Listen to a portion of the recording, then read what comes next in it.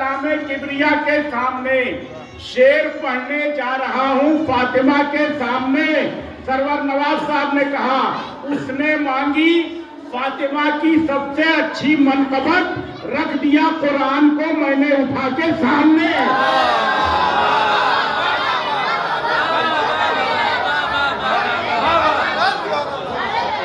اللہ اکبر اللہ۔ شعر تو بہت اچھا پڑھا تھا، بہرحال جو نہیں سمجھے ان کی اپنی مجبوری ہے کہ اس نے مانگی فاطمہ کی سب سے اچھی منقبت، رکھ دیا قرآن کو میں نے اٹھا کے سامنے۔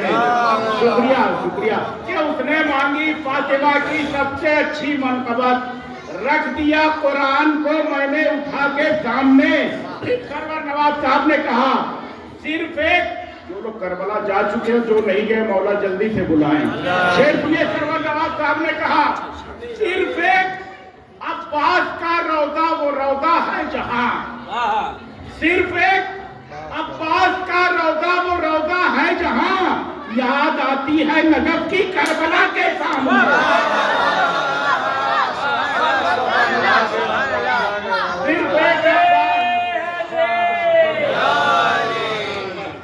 صرف ایک عباس کا روضہ وہ روضہ ہے جہاں، صرف ایک عباس کا روضہ وہ روضہ ہے جہاں، یاد آتی ہے نجف کی کربلا کے سامنے۔ دلکش قادی پوری صاحب نے کیا شعر کہہ دیا سنیے کہ میں سکندر تو نہیں، میں ہوں عزادار حسین۔ سنیے کا شعر سننے والے بیٹھے ہیں کہ میں سکندر تو نہیں، میں ہوں عزادار حسین، ہاتھ خالی میں نہ جاؤں گا خدا کے سامنے۔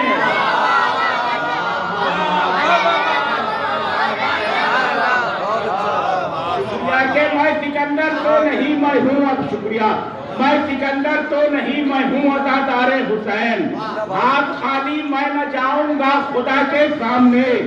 اور آخری دو شعر پڑھ رہا ہوں، ایک بلال نقوی صاحب کا اور آخری نیسم دیدی صاحب کا، چونکہ الگ الگ شعراء کے لیے قافیے کی تکرار ہے کہ میں سکندر تو نہیں، میں ہوں عزادار حسین، ہاتھ خالی میں نہ جاؤں گا خدا کے سامنے۔ بلال نقوی صاحب نے کہا اس لیے ملتا ہوں میں چہرے پہ خاکے کربلا، اس لیے ملتا ہوں میں چہرے پہ خاکے کربلا، منہ دکھانا ہے مجھے ایک دن خدا کے سامنے۔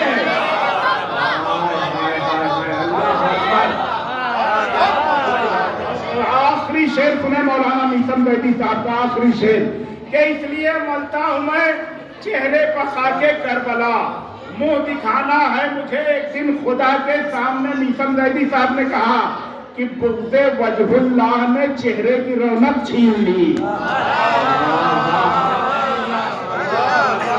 کہ بغض وجہ اللہ